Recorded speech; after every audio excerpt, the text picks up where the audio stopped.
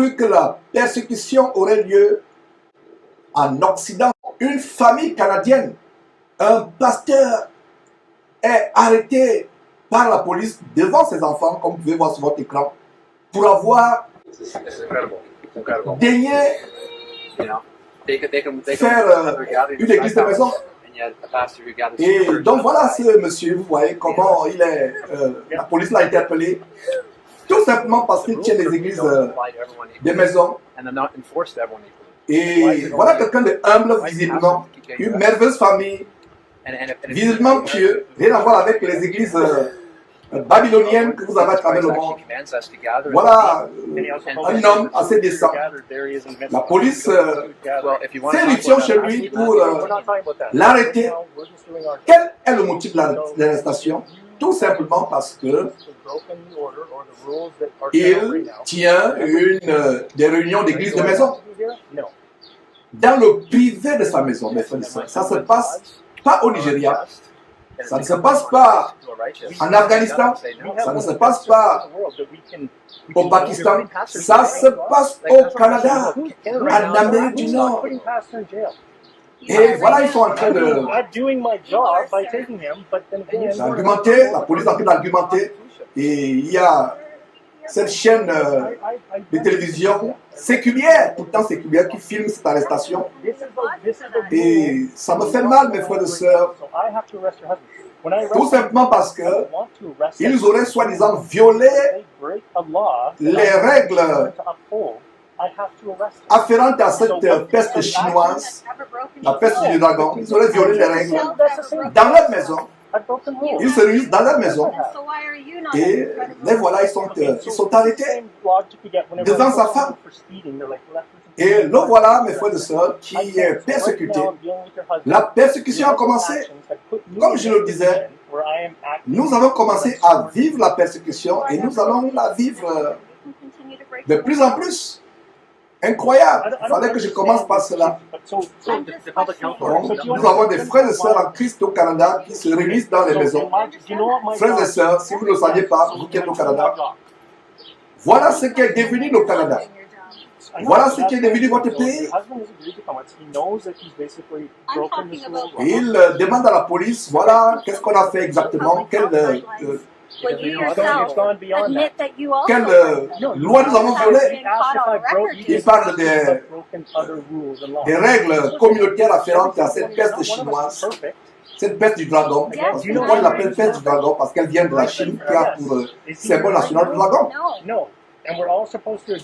Et pour vous qui suivez l'anglais, vous pouvez écouter en background les discussions avec la police. Il se fait arrêter. Ça nous fait mal, mes frères et sœurs. Soyons encouragés, frères et sœurs à travers le monde. La persécution viendra des pays qu'on soupçonnait le moins, comme le Canada. Et de plus en plus aux États-Unis, il y a eu des cas aussi comment des pasteurs, des hommes de Dieu, des frères en Christ comme celui-là, pourtant priant dans une maison, ont été persécutés. Et la police est sur le point de l'arrêter. On va l'arrêter. Et il ne va pas fuir, comme les faux pasteurs qui fuient. Vous voyez comment les enfants sont en train de pleurer. Ça me fend le cœur de voir comment les enfants pleurent. Devant les enfants, des fillettes assez décentes. Visiblement une très belle famille, très bonne famille. Il embrasse son épouse, il embrasse ses enfants. Il est conduit en prison. Pourquoi? Ce n'est pas un criminel. Il y a des criminels au Canada, mais on ne les arrête pas. Il y a des violeurs d'enfants. Il y a des pasteurs comme Mukendi qui passent le temps à violer les enfants, qui passent le temps à violer. Il a été condamné à 8 ans d'emprisonnement. Il est en cavale. Mais est-ce que vous avez appris qu'on l'a arrêté? On ne l'a pas arrêté. Mais voilà les innocents. Un père de famille assez décent, un simple frère qui n'a pas le titre de révérend ou je ne sais pas d'archibishop, qui prie avec sa famille dans sa maison en invitant quelques frères et sœurs dans les environs. Il prie et le voilà qui est arrêté et avant de partir, il prie. Est-ce que vous avez vu la différence avec Mukendi Paul? l'arrestation de Moukedi Paul, voilà un vrai chrétien. En même temps que je suis en train de commenter cela, cette arrestation, ça me fait penser à Moukedi qui a fui. Voilà un homme qui ne fuit pas. Quand la famille la police a sonné à la porte, il aurait pu se cacher sur la toiture, ou dans le plafond, ou sortir par la porte arrière. En tant qu'un véritable disciple de Jésus-Christ, il préfère aller en prison. Il va en prison avec fierté. Mes frères, oh, c'est terrible. La persécution a commencé. Ce que vous êtes en train de voir, vous ne rêvez pas.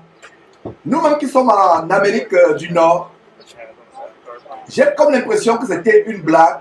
Ce n'est pas une blague, ce n'est pas un film. C'est réel. Donc voilà comment on est en train de fuir, comme un criminel, devant ces enfants qui sont traumatisés. Les criminels au Canada il y a les criminels, des faussaires, des bandits, des violeurs comme Mukendi, qui sont en cavale. Donc voilà un homme décent, la famille traumatisée. Et quand je vois cette famille, j'imagine une famille qui vraiment est pieuse. Mais voilà les choses que nous vivons. Et nous allons voir de plus en plus ces choses se multiplier. Se multiplier. Et la femme qui est restée, on l'a emportée, voilà la famille, la police essaie de... Les policiers essayent d'argumenter avec la famille. But they won't even discuss the validity of any of those orders. And when you say that there's an Voilà, opportunity la police ne discute même pas la validité de ces soi-disant lois ou ordonnances qui ont été violées, dit l'épouse, éplorée. Et frère, même si nous ne connaissons pas, vous ne connaissez pas qui est exactement cette femme en Christ, priez pour cette famille, priez pour ces enfants. Nous ne les connaissons pas, mais voilà les vrais frères et sœurs. Ils ont une église de maison. Ils ont compris d'ailleurs au début, ils disaient que nous avons, le Seigneur Jésus nous a recommandé de nous réunir de maison en maison. Comment vous pouvez tirer quelqu'un dans le privé, dans l'intimité de sa maison? Il est libre de faire ce qu'il fait, il est libre de faire ce qu'il veut dans sa maison.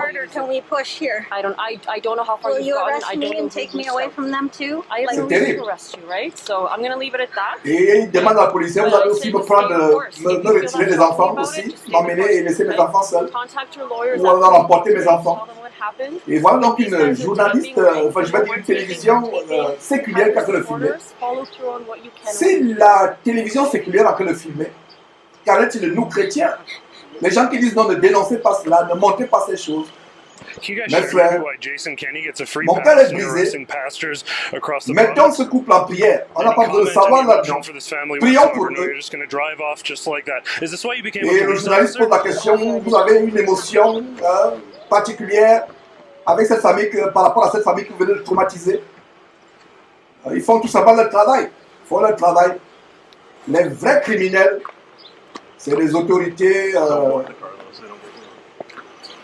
qui n'arrivent pas à mettre les vrais criminels en prison. Voilà donc un vrai homme de Dieu qui va en prison. Il n'a pas fui comme Mukendi Paul. Il n'a pas fui. Il aurait pu fuir, mais il n'a pas fui. Et voilà, il dit on le voit là, ses enfants. Ça fend le cœur. Ça fend le cœur, mes frères. Voilà, il est en prison. Ses enfants pleurent. Une merveilleuse famille. Que Dieu bénisse cette famille. Que Dieu bénisse cette famille. Ça me fend le cœur, les cris de cet enfant. Que Dieu bénisse cette famille au nom de Jésus-Christ. Que Dieu bénisse cet homme. Voilà un courageux pasteur. Pas vos dimovores, les faux pasteurs de Mukendi et autres. Voilà un vrai pasteur.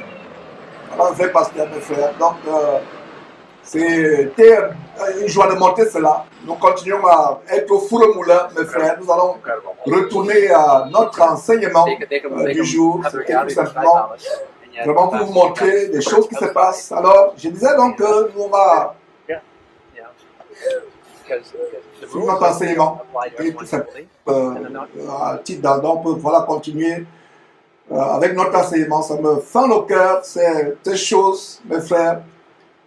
Voilà, c'est terrible, c'est terrible.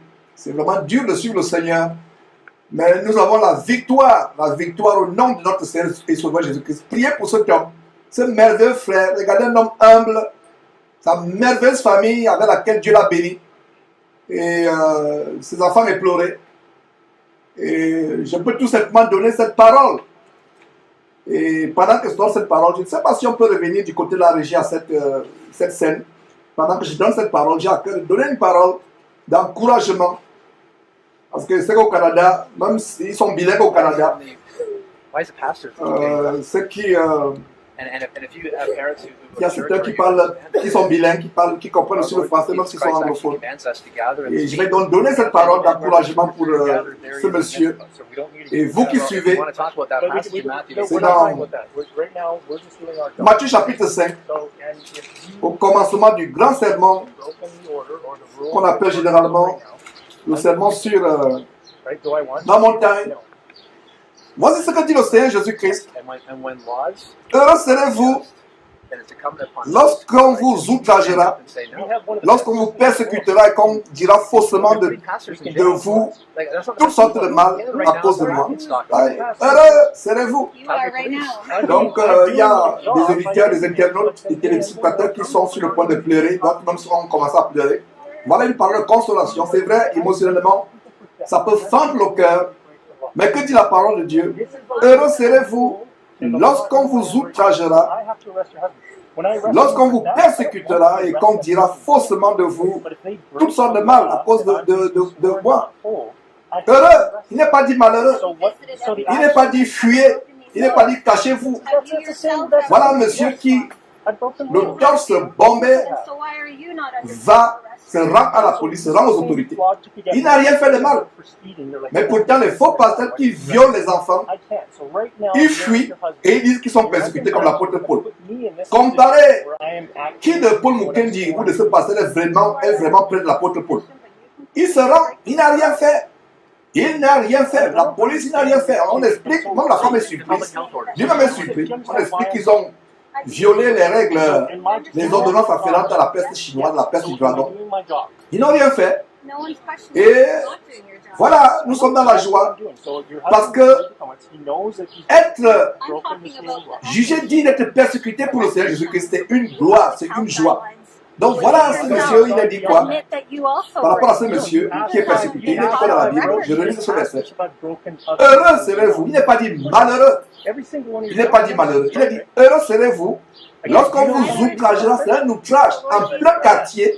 La police débarque chez vous, plusieurs voitures de police, plusieurs policiers, armés jusqu'aux dents, comme si vous étiez un taliban ou Ben Laden, je ne sais pas qui. Ils viennent vous arrêter.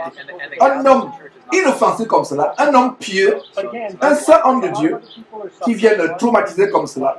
Donc heureux serez-vous lorsqu'on vous outragera, lorsqu'on vous persécutera. C'est un outrage et c'est une persécution. Et nous sommes au Canada, la persécution a commencé au Canada, comme aux États-Unis nous sommes.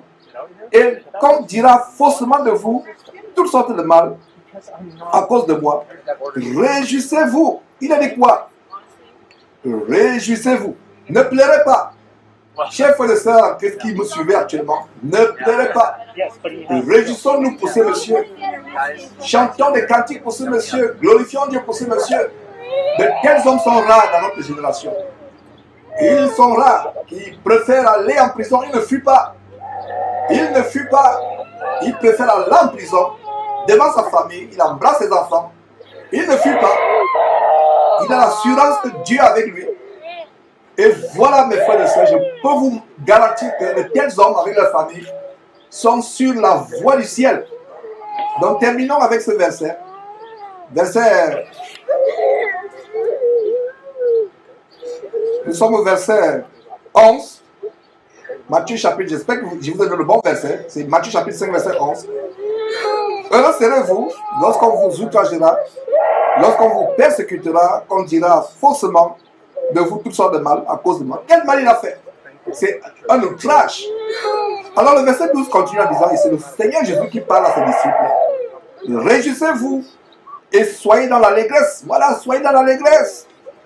Parce que votre récompense sera grande dans les cieux. Car c'est ainsi qu'on a persécuté les prophètes qui ont été avant vous. Est-ce que vous avez vu la femme pleurer? Elle n'a pas pleuré. Est-ce que vous avez vu ce monsieur pleurer? Non. La femme est sereine. Ce sont les enfants, parce que c'est normal, ils sont tout petits, qui se mettent à pleurer. Leur papa est emporté par la police. Les enfants sont en train de vivre certainement ce qu'ils pensaient être, ce qu'ils voyaient peut-être dans la télévision. Si ça arrive à leur père, un homme pieux, qui n'a rien fait de mal. Le seul mal, c'est se réunir à sa maison, prier avec les frères et sœurs.